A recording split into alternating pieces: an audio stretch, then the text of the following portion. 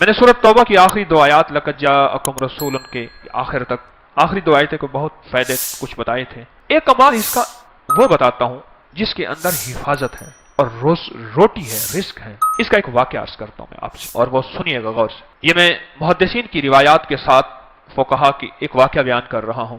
اسی کے ساتھ یہ واقعہ ہے، اسی کا اس کی فضیلت ہے اور اسی کے اندر اس کا فائدہ ہے. واقعہ یہ تھا کہ ایک صاحب کہتے ہیں کہ میں بہت مالدار تھا اور میرا بہت بڑا کاروبار تھا، بہت بڑا بزنس تھا. میرے پاس ایک باندی آئی، مجھے اس سے بہت محبت ہو گئی، حتیٰ کہ اس کی محبت میں اپنے کاروبار کو بھول گیا، سب کچھ بھول گیا. اس کی محبت میں سب کچھ اتنا بھولا کہ میرا کاروبار آخر آہستہ آہستہ نیچے جانا شروع ہو گیا، اور نیچے جاتے جاتے جاتے میری ہر چیز میری ختم ہو گئی، حتیٰ کہ میں گھر کو بیچنے لگ گیا، گھر کی چیزیں اٹھا کے بیچنا شروع کر دیا. پھر حتیٰ کہ وہ بھی ختم ہو گئی اور میں نے گھر کے ملبے کو بیچنا شروع کر دیا. اینٹیں ہیں، فلاں چیزیں ہیں، توڑ کے اتنا میں نے گھر باقی رکھا کہ سر چھپانے کی جگہ رہے. زچگی کا وقت تھا. میری بیوی نے مجھے کہا کہیں سے گوشت لیا، کہیں سے شہد لیا، کہیں سے آٹا لیا، میری ضرورت ہے. اور میں بیوی کو حسرت کی نظر سے دیکھ رہا تھا. میں اسی کی محبت میں، اسی باندی کی محبت میں، اسی کے عشق میں تو سب کچھ ختم کر بیٹھا. بتکونج مانگوں کر لاؤں، اسی میں تو سب کچھ ختم کر بیٹھا تھا. پھرتے ہیں میر خار کچھ پوچھتا نہیں، پھرتے ہیں میر خار کوئی پوچھتا نہیں. اس عاشقی میں عزت سادات بھی گئی، سب کچھ ختم. اور پتہ نہیں میرے دل میں کیا آیا، میں گھر سے نکلا گھر سے، اور میرے اندر ایک کیفیت آئی کہ اب اس گھر میں اس وقت تک منہ نہیں کروں گا جب تک کہ میں اپنی بیوی کے لیے کچھ کر نہیں سکوں. بس میرے اندر یہ کیفیت آئی اور میں گھر سے نکلا، اور نکلتے میری کوئی منزل نہیں تھی. ایک شہر میں گیا، اس سے اگلے شہر میں گیا، اس سے اگلے شہر میں گیا، اس سے اگلے شہر میں. مہینوں کا سفر کر کے ایک جگہ گیا. ایک جگہ جا کے میں نے مزدوری کرنا شروع کر دیا. کہا کہ میں ایک مالک کے گھر گیا، اس کا گارا اٹھانا تھا، اینٹیں بنانی تھی، گارے سے اینٹیں بنانی تھی، اس کے گھر کا کام کرنا تھا. وہ تھا کوئی درویش. ایسے دیکھ کے مجھے کہنے لگا بیوی کو گوشت، شہد، آٹا تو دے آتا. ایسے چھوڑ کے آ گیا. اچھا تیرا اللہ پاک تیری حفاظت کرے گا، تو ایسا کر، تو لقد جاءکم پڑھتا رہنا، تیری کام بن جائیں گے. کہا کہ اس کی بات سے مجھے لگا تو جھٹکا کہ یہ بیوی والا واقعہ، یہ آٹے والا واقعہ، یہ گوشت والا واقعہ تو مجھے پتا ہے، اور میں اپنی بیوی کی ضروریات میں مارا ہوا ہوں اور تھکا ہوا ہوں، اس کو کیسے خبر ہے؟ اس کی اس بات نے مجھے چونکا دیا، ہلا دیا. میں مزدوری کی چلا آیا. پھر میں کبھی کبھی یہ پڑھتا رہتا تھا، اس کی بات یاد آتی تو پڑھتا رہتا تھا. سال گزرتے گئے. جب سال گزر گئے، ایک روایت میں یہ واقعہ صرف بغیر لقد جاءکم کے ہے، اور ایک روایت حدیث کی نہیں، واقعے کی روایت. ایک روایت میں سورۃ توبہ کے ساتھ ہے. حالات گزرتے گئے، دن رات گزرتے سال گزر گئے، 20 سال گزر گئے، اور میں مالدار ہو گیا، اور بہت مالدار ہو گیا. میرے جی میں آیا کہ اپنے باقی زندگی کا وقت اپنے وطن میں جا کے گزاروں. بوڑھا ہو گیا تھا. میں آیا تو راستے میں مجھے قزاق ملے، ڈاکو ملے، اور انہوں نے میرا سب کچھ چھین لیا، اور میرے تن کے کپڑے تھے، میرا ہر سب کچھ ختم ہو گیا. اب پھر وہی فقیر کا فقیر، خالق کا خالی. اور ایک جگہ میں نے کھڑے ہو کے میں نے ایک بندے سے فریاد کی، قافلہ جا رہا تھا، مجھے فلاں شہر پہنچا دو گے؟ میں اس شہر کا رہنے والا ہوں، واسطی. بعد لوگوں اپنے نام کے ساتھ نا واسطی لکھتے ہیں. وسط کا رہنے والا ہوں، کیا مجھے وہاں پہنچا دو گے؟ کہنے لگا ہاں. اس شہر میں پہنچایا. میں ایسی اندازوں سے تلاش کرتے کرتے اپنے گھر پہ پہنچا. تدبیر اور تقدیر کا نظام، ذرا اب تقدیر کا نظام شروع ہو رہا ہے، اب ذرا سنبھل کے بیٹھیے گا. اور کہا کہ میں زمانے کا مارا ہوا، حالات کی گردشیں، غربت بھی دیکھی، تنگ دستی بھی دیکھی، مال دیکھا پہلے، پھر باندی سے محبت ہو گئی، پھر غربت پہ آ گیا، پھر تنگ دستی پہ آ گیا، پھر گھر بھی بیچ ڈالا، آخر گھر سے نکل گیا، منہ کر گیا کہیں. پھر میں نے مزدوریاں کی، پھر مالداری پہ آ گیا، پھر سارے مال کا نچوڑ آخر کار مجھ سے ڈاکوؤں نے، قزاقوں نے لوٹ لیا. پھر میں نے آخری عمر کی غربت اور تنگ دستی دیکھی. ابھی نہیں زندگی کی کیفیتوں میں بیوی مر گئی ہوگی، وہ بچہ پتہ نہیں پیدا ہوا ہوگا یا نہیں ہوا ہوگا، نہ معلوم کیا حال ہوگا، کیا واقعات ہوں گے. وہی نہیں سوچوں میں اوپر نیچے تلاش کرتے کرتے اپنے گھر کی طرف گیا. دیکھا تو بہت بڑا محل ہے، اور باہر دکانیں ہیں، اور وہ چہل پہل ہے. کاش، لگتا ہے میرا مکان بک گیا. اور بہت بڑی حویلی تھی، وہ بک گیا، اور کسی مالدار نے یا وزیر نے لے لیا، اور اس نے اپنا گھر بنا لیا. اور مجھے اپنی مفلسی پہ اور رونا آیا، اپنے حالات پہ اور کہنا آیا. مجھے کون جانے گا؟ وہاں ایک دکان تھی سبزی والے کی، میں اس کے پاس جا کے بیٹھ گیا. اس نے مجھے دیکھا کہ کوئی پردیسی نظر آتے ہیں. کہ ہاں پردیسی ہوں. یہ گھر کس کا ہے؟ اس نے کہا مامون کی دایا کا گھر ہے. وہ زندہ ہے؟ اس نے کہا ہاں. کہنے لگا اس کی کوئی اولاد بھی ہے؟ کہ ہاں ایک بیٹا ہے.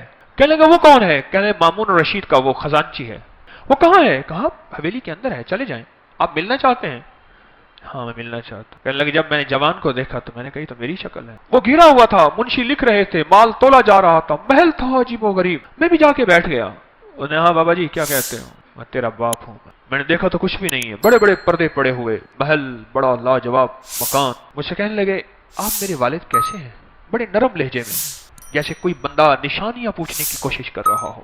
کہنے بیٹا اس کا والد ایسا ہوں، میں بہترین سوداگر تھا، ایک باندی سے محبت ہو گئی، اس میں نے سب کچھ اپنا لٹا دیا، سب کچھ ختم کر دیا.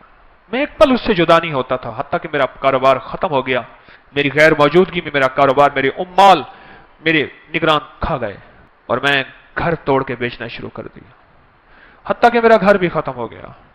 پھر میرا ایک بچہ تھا، وہ یقیناً تو ہی ہوگا، اس کی ولادت تھی، اور میری بیوی نے کہا گوشت، شہد اور آٹا کہیں سے لے آئیں، اور میرے پاس تھا نہیں. اور میں غم اور غیرت کے مارے منہ کر گیا، اور 20 سال کے بعد واپس آیا. جب یہ بات سنی نا، پیچھے سے آ کے باندھی نے اس کو لپٹ لیا، اس پہ لپٹ گئی کہ ہاں تو ہی میری زندگی کا ساتھی ہے، اور واقعی یہ تیرا بیٹا ہے، اور میں ہی تیری بیوی ہوں. میں تو تیرے انتظار میں اپنی امیدیں ساری ختم کر بیٹھی تھی، اور گلے لگ کے روئی بہت زیادہ. اور میں نے اسے کہا یہ کیسے؟ کہا پتہ نہیں کوئی دعا تھی تو کر کے گیا تھا، کیا تھا، مامون پیدا ہوا، کسی کا دودھ نہیں پیتا تھا.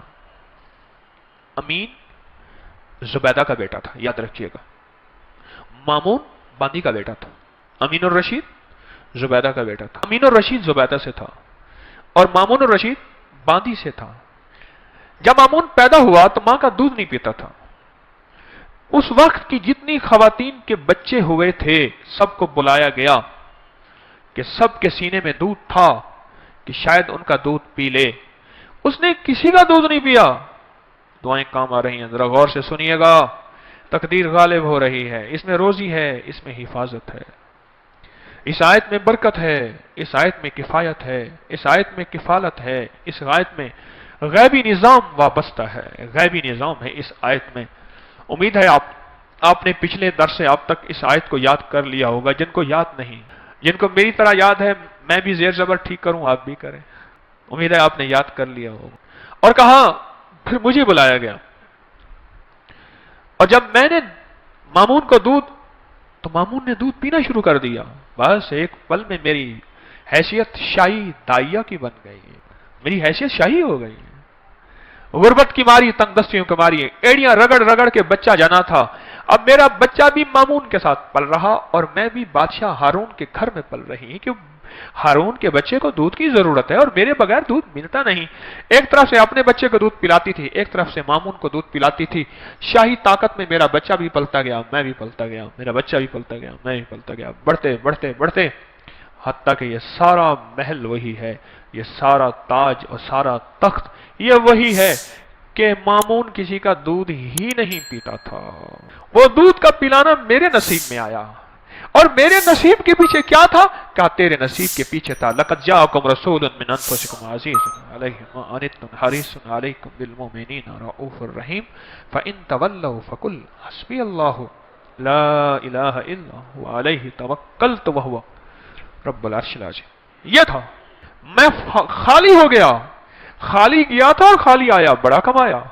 خالی ہو کے خالی آیا، جب آیا تو اپنے گھر کو بھرا پایا. یہ تقدیر ہے اور یہ تدبیر ہے. اس نے تو کہا تھا کہ میں غیرت ہے مجھے، میں کچھ نہ دے سکا، حیرت ہے مجھ پہ، میں کچھ نہ دے سکا، نکل جاؤں یہاں سے، اور نکل کے جا کے اپنی نسلوں کے لیے کچھ کما کے لاؤں.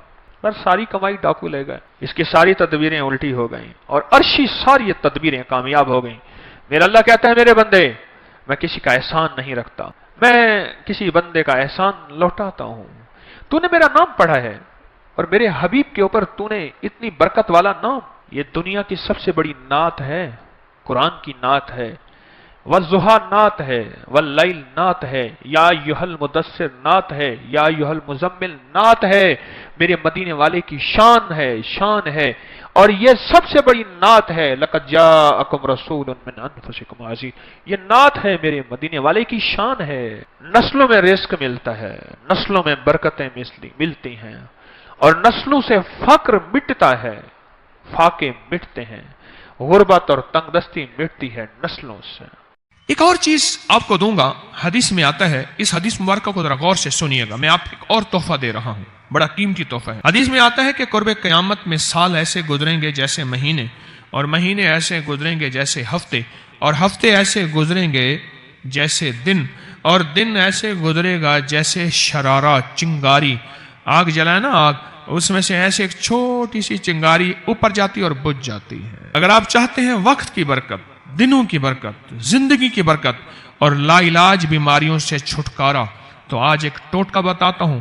जो बंदा यह चाहता है कि उसके वक्त में बरकत हो, सुने गौर से। उम्र सेहतमंद चाहते हैं, लंबी उम्र चाहते हैं, या मुख्तसर वक्त में बरकत चाहते हैं? मैं हैरान हुआ, हजरत हकीमुल उम्मत रहमतुल्लाह अलैह के एक खलीफा, उनका मिजाज था कि जब खत उनका मुरीद उनको लिखता था तो उसी खत की बैक पे मुख्तसर सा जवाब लिख के भेज देते थे। अब जरा जवाब सुने, सवाल कि मुर्शिद आपकी दुआओं से, अल्लाह की रहमत और तवज्जो से मैं रोजाना 1.25 लाख दफा इसमें जात करता हूं, 1.25 लाख दफा नफी असबात, 1.25 लाख दफा दरूद पाक, 1.25 लाख दफा इस्तिगफार, 10 पारे कुरान के, 100 नफल, ये मामूलात। वो प्राइमरी के टीचर भी थे, मस्जिद में 5 वक्त के इमाम भी थे, जुमा भी पढ़ाते थे, मुफ्ती थे, लोगों को मसाइल भी बताते थे, बच्चे बाल बच्चे बहुत सारे थे, उनकी रोजी रोजगार के लिए मेहनत भी करते थे, स्कूल में वक्त भी देते थे, और ये मामूलात भी करते थे। एक अक्ल इंसानी तो नहीं मानती कि ये क्या है, लेकिन रब जिसके वक्त में बरकत दे दे, अल्लाह के लिए कौन सी देर है। हम तो अपने वक्त में बरकती छिनवा बैठे, हमारे वक्तों में बरकती खत्म, हमारी जिंदगी में बरकती खत्म, हमारे लम्हों और सातों में बरकत ही खत्म हो गई, हम तो बरकत छिनवा बैठे। जो शख्स ये चाहता है कि उसकी जिंदगी में बरकत, उसके वक्त में बरकत, उसकी सेहत में बरकत, हर वक्त मरीज है बेचारा, एक बीमारी से निकला दूसरी, दूसरी से निकला तीसरी, एक रोग से निकला दूसरी, दूसरे रोग से निकला तीसरी, हर पल का रोगी ही रोगी है।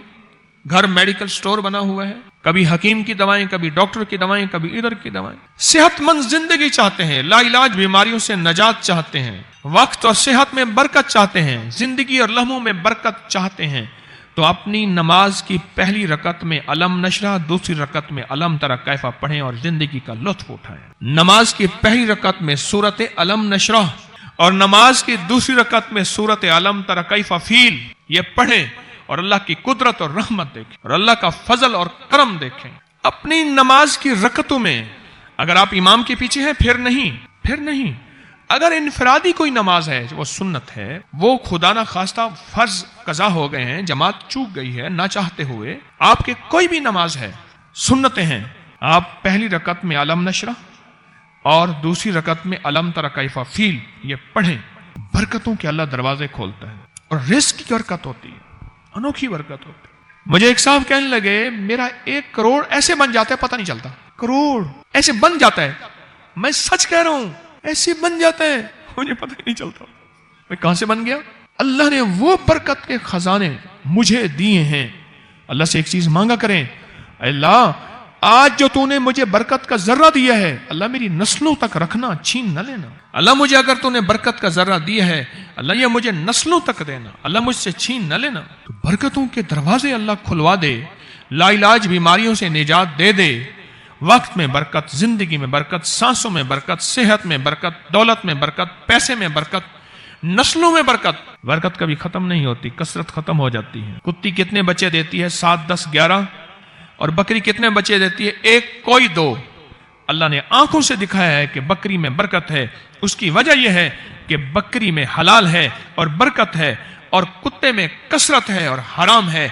अल्लाह कुत्तों को खत्म करके दिखाता है, अल्लाह हलाल को बढ़ा के आंखों से दिखाता है। पहली रकत में सूरत अलम नशरा और दूसरी रकत में रिस्क में बरकत और सेहत में बरकत। कितने लोग हैं मुझे उन्होंने बताया, उन्होंने जब से पढ़ना शुरू किया, लाइलाज बीमारियां खुद हमें छोड़ गई, छोड़ जाती हैं, डर जाती हैं, इस वजीफे में इतनी ताकत, इतनी तासीर और इतनी कुव्वत है। पहली रकत में अलम नशरह और दूसरी रकत में अलम तरा कैफ फील।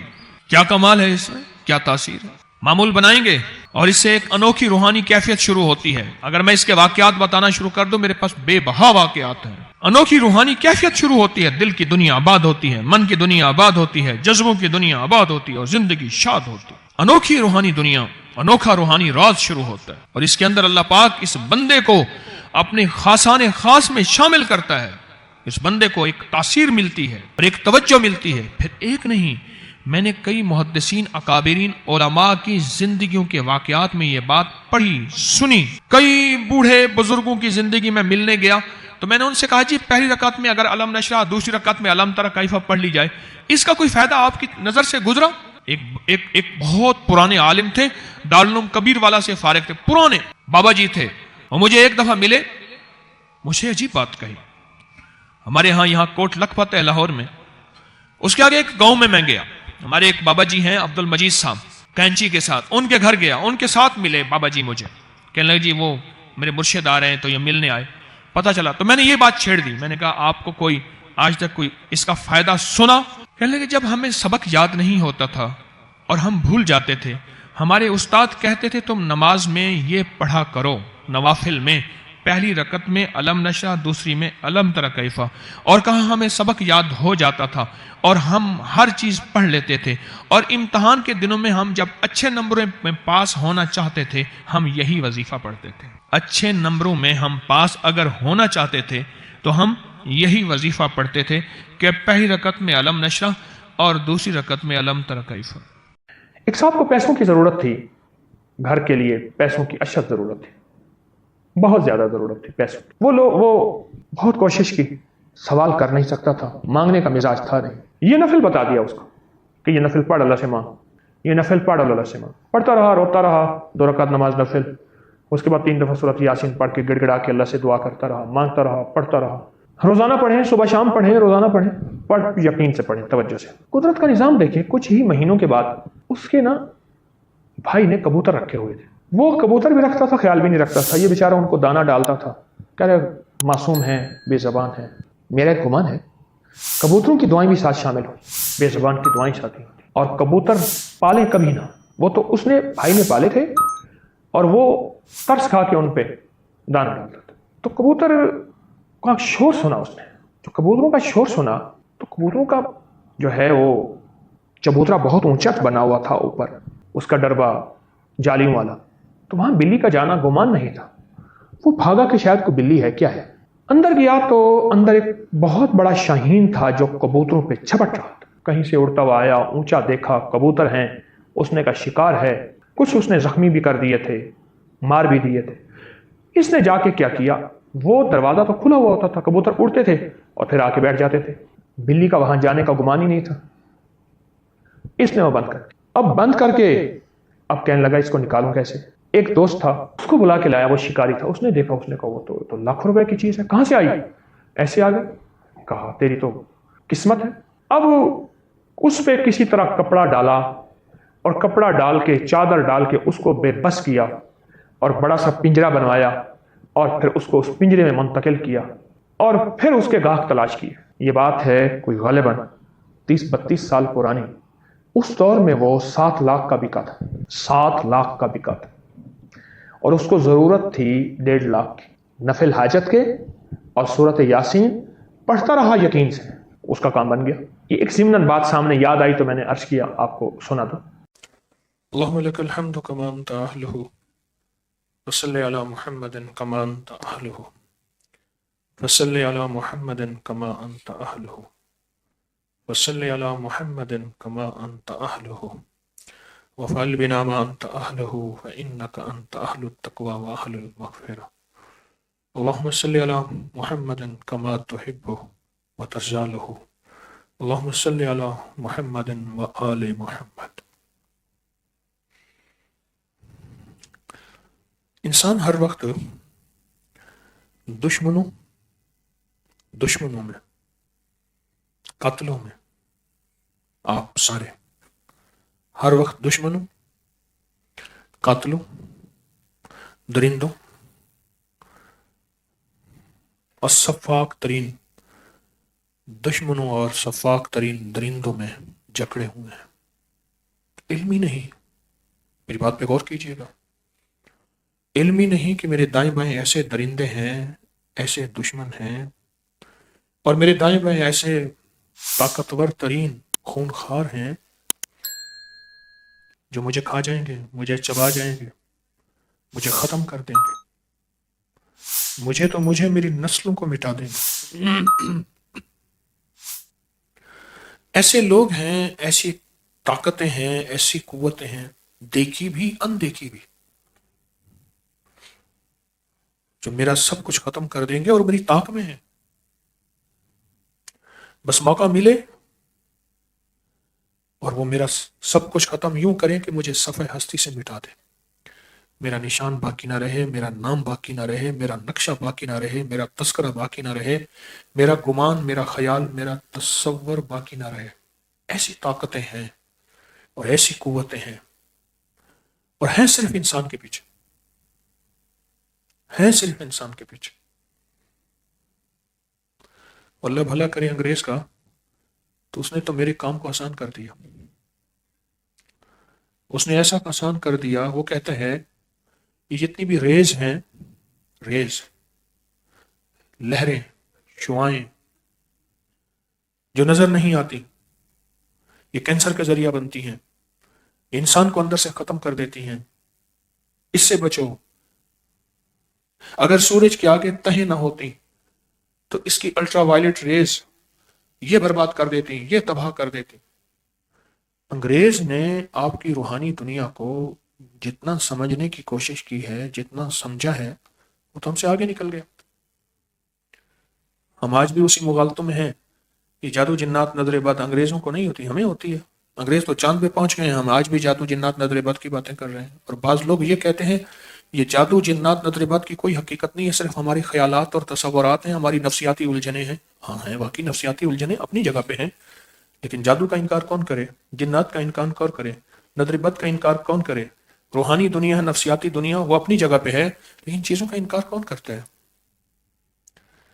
ہمارے ارد گرد ایسے خطرناک دشمن ہیں، خطرناک دشمن ہیں ہمارے ارد گرد، جو ہم چاہتے ہیں کہ ہمارا کچھ اور کچھ باقی نہ بچے، ہماری ہر چیز ختم ہو جائے، ہماری ہر چیز ختم ہو جائے۔ ایسی طاقتیں ہیں۔ کبھی اس کے بارے میں سوچا؟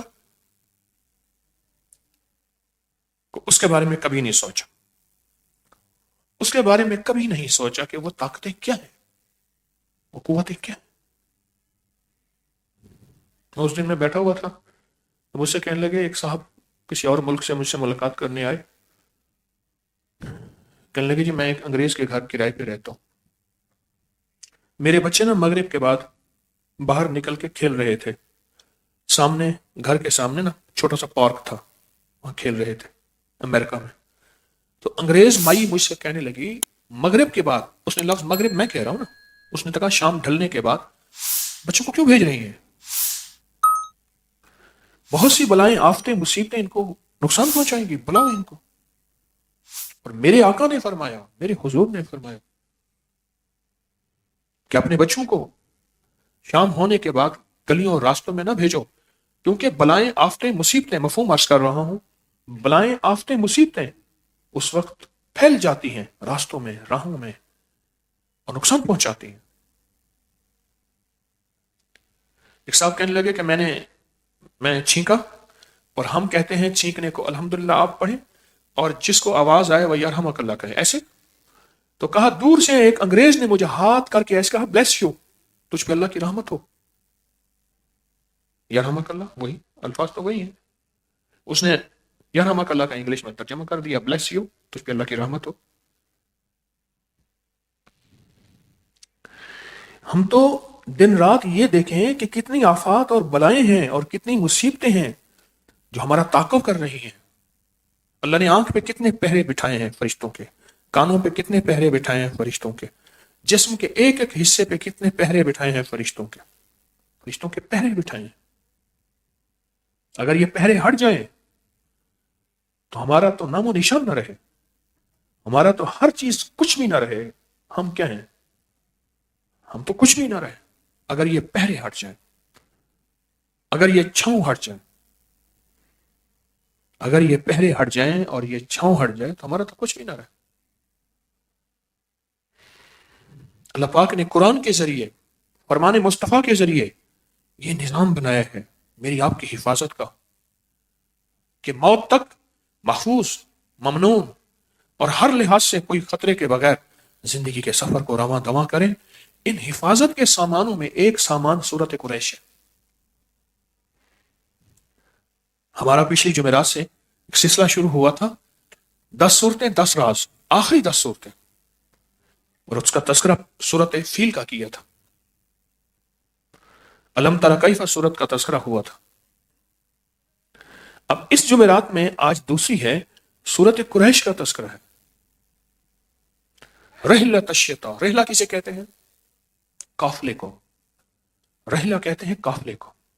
وہ قافلے جو سفر میں ہوتے ہیں اس کو کہتے ہیں راحلہ. رحلہ, قافلے, سفر. دشت و بیاباں ہر طرف. میں فلسطین کی وادی پہ کھڑا تھا, دور تا حد نظر انسانی تھا. سلیمان علیہ السلام کا مقام ہم تلاش کر رہے تھے, نظر ہی نہیں آ رہا تھا. بس ایک چھوٹی سی سڑک تھی, وہ بھی لگتا یہ تھا کہ ابھی کوئی بنی ہے. پہاڑ ہی پہاڑ ہے, ادھر اس ملک کی سرحد ہے, اس ملک کا بارڈر ہے, ادھر وہ ملک ہے, کچھ نظر ہی نہیں آ رہا تھا. یہ قافلے ایسے ہی گزرتے تھے. میں صحرائے اعظم پہ گیا, دنیا کا سب سے بڑا صحرائے اعظم. اس میں سفر کر رہا تھا جہاں پل بھر میں ٹیلے ادھر سے ادھر ہو جاتے ہیں اور زندگی کا نشان ختم ہو جاتا ہے. جب زندگی میں یہ قافلے ہوں. ایک دفعہ کا تذکرہ میرے ساتھ ہوا, گاڑی کا پیٹرول بھی ختم ہو گیا, گاڑی کا پیٹرول بھی ختم ہو گیا, راستہ بھی ہم بھول گئے, اور عین صحرا میں ہے, عین صحرا, راستہ بھی بھول گئے, اور گاڑی کا سلسلہ بھی سارا ختم ہو گیا. جو ریزرو تھا وہ بھی ختم ہو گیا. تحت نظر ریت ہی ریت ہے, کوئی راستہ نہیں, اور تحت نظر کوئی زندگی نہیں, کچھ بھی نہیں. تحت نظر کچھ بھی نہیں. تو ہم نے پھر کیا کیا؟ سخت سردی تھی, ریت پہ تیمم کیا. تیمم کر کے 2 نفل پڑھے, 2 نفل پڑھ کے 3 دفعہ سورت یاسین پڑھی جن کو یاد تھی. اس کے بعد بیٹھ کے پھر سورت قریش پڑھنا شروع کر دی. ہمارے ساتھ ایک صحرائی آدمی تھا جو ستاروں کی چال پہ لے کے ہمیں چل رہا تھا. رات کے وقت میں باہر نکلتا, کہتے ٹھہرو, گاڑی کو ٹھہراؤ, اور جا کے ایسے نا اوپر نیچے دیکھتا, ستاروں پہ دیکھتا, قطب ستارے کو دیکھ کے چل رہا تھا, اور ستاروں کو دیکھ, اس طرف کریں, ہماری منزل اس طرف ہے. 1-2 دفعہ بھول بھی گئے. اور ہمارے پاس جس بندے کی گاڑی تھی وہ گاڑی بھی بہت کمزور تھی, طاقتور ریت میں پھنس جاتی تھی. پھر جھاڑیاں کاٹ کے لے آتے, اس کے ٹائروں کے نیچے ریت نکالتے, اس کے نیچے جھاڑیاں دیتے, پھر کچھ بندے دھکا لگاتے, کچھ گاڑی دھکا لگاتی, پھر چلتی, پھر بندے دوڑ کے بھاگ جاتے. رات ایسی گزری ساری. منزل پہ پہنچے نہیں, سب کچھ ختم ہو گیا. اب اگلی منزل کیا ہے؟ اچھا, جو بندہ چلا رہا تھا وہ پرانا شکاری تھا, پھر اس نے اپنے واقعے سنانے شروع کیے. ہم تو شکار پہ نہیں نکلے تھے, ہمارا روحانی سفر تھا. وہ اس نے واقعے سنانے شروع کیے. کہنے لگے فلاں علاقے کا ایک MNA ہے, وہ شکار پہ آیا, ہرن کے شکار پہ, گاڑی دوڑا دی پیچھے, بھگا دی. بڑی گاڑی تھی اس کی, 3-4 ہزار CC بڑی گاڑی تھی, لینڈ کروزر. گاڑی کا سب کچھ ختم ہو گیا, پیٹرول ختم ہو گیا. پھر گاڑیاں اکٹھی تھیں آپس میں. ہرن کے پیچھے جو گاڑی لگائی, ہرن پیچھے بھاگا تو گاڑیاں بچھڑ گئیں. پھر وہ کہنے لگے کہ انہیں ایک سراب نظر آیا, سامنے پانی ہے, توخا نظر آیا. انہیں کہا پانی سامنے ہے, خود چل پڑے, اور چلتے چلتے چلتے آخر گر گئے اور مر گئے. 3 دن کے بعد ان کا جسم تھا جس میں گوشت نہیں تھا. کہنے لگے ایک دم میں آ رہا تھا شکار پہ, تو مجھے دور سے ایک کپڑا نظر آیا. جھاڑیوں پہ نا وہ کپڑا ڈال دیتے ہیں, وہاں ایک ترتیب ہے کہ کپڑے کو دیکھ کے بندے آئیں. اونچی جھاڑی پہ مجھے کپڑا نظر آیا. میں نے کہا کوئی بندے ہیں, پریشان ہیں. देखा तो दो मियां बीवी थे, उनके मुंह में झाग अभी बाकी थी, एड़ियां रगड़ के जख्मी हो चुकी थी, जिस्म गर्म था, प्यास से मर गए। अभी झाग भी बाकी थी, मुंह से झाग निकलती रही, एड़ियां रगड़ते रहे, मौत और हयात की कशमकश में आखिर मर गए। झाग भी बाकी थी, जिस्म भी गर्म था, अभी जानवर नहीं पहुंचे थे, खाने वाले, नोचने वाले, गिद्धे और जानवर। तो उसने ये मुझे ये हमें वाक्य सुनानी शुरू कर दी। अब ये वाक्य सुनाए और हरासा और खौफ पैदा हो। मैंने उनसे अर्ज किया, सूरत कुरैशी हमारे साथ, जो सूरत कुरैश पढ़ने का वो वक्त आया ना, हाँ, इस्तिरार का वक्त, बेचैनी का वक्त, जब कुछ नजर नहीं आ रहा, बंदे को ना खड़ा कर दिया जाए कुएं पे, कुआं हो नीचे अंधा, ठीक, और उससे कहा जाए कि सूरत कुरैश तुझे बचाएगी, बोल कैसे पढ़ता है, तो बोल कैसे पढ़ेगा। हम तो दुआएं पढ़ते हैं, मांगते कहां हैं? हम दुआएं पढ़ते हैं, मांगते कहां हैं? मैं फिर अर्ज कर रहा हूं, हम दुआएं पढ़ते हैं, मांगते कहां हैं? कहां मांगते हैं? हम तो मांगते नहीं हैं। वो सूरत कुरैश फिर मैंने कैसे पढ़ी होगी, और मेरे साथ जो काफिले के लोग थे कैसे पढ़ी होगी, सोचे। सूरत कुरैश नफिल पढ़े, और नफिल भी उससे पूछे किबला किस तरफ होगा, उस सहराई से पूछा किबला किस तरफ होगा, तो उसने सितारों को ऐसे देख देख के ऐसे कहा, किबला तो इस तरफ होगा। उस तरफ मुंह करके हमने नफिल पढ़े, और नफिल पढ़ने के बाद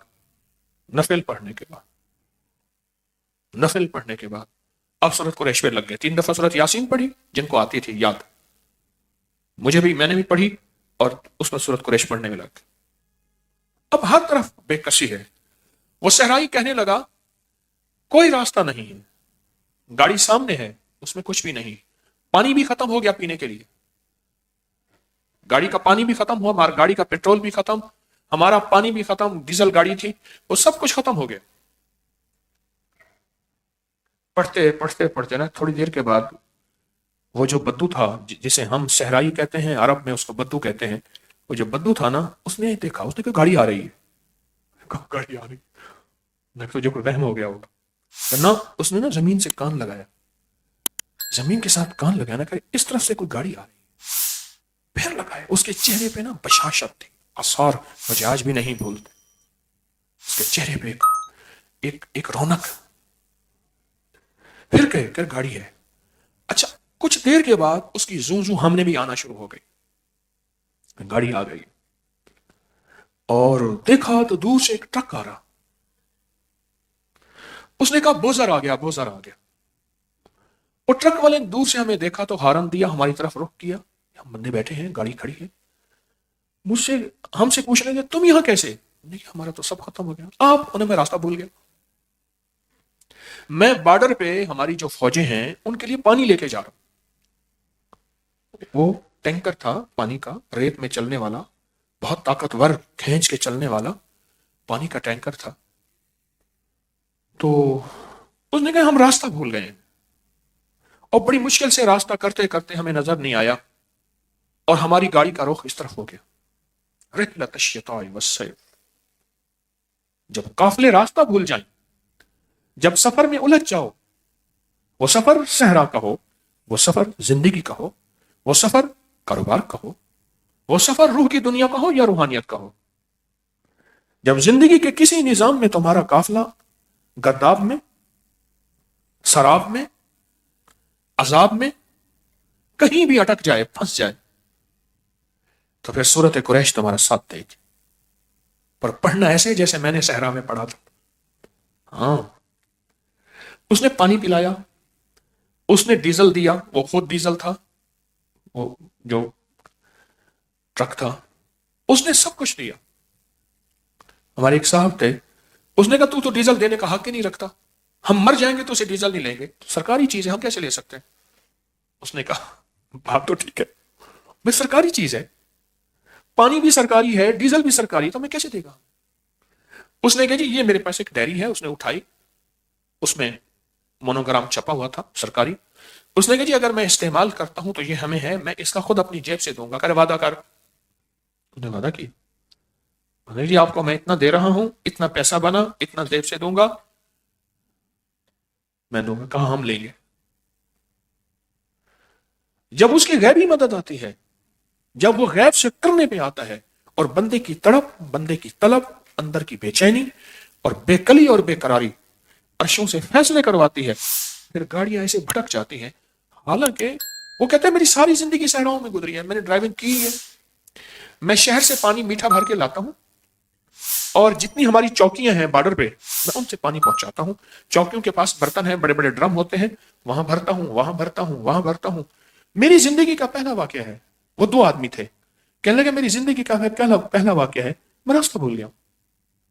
کوئی طاقت تھی جس نے مجھے ان کی طرف لوٹایا، کیونکہ ہم رات کے بیٹھے ہوئے تھے، رات ہی ہماری کہانی ختم ہو گئی تھی ہر چیز، اور وہ کل کا چلا ہوا تھا.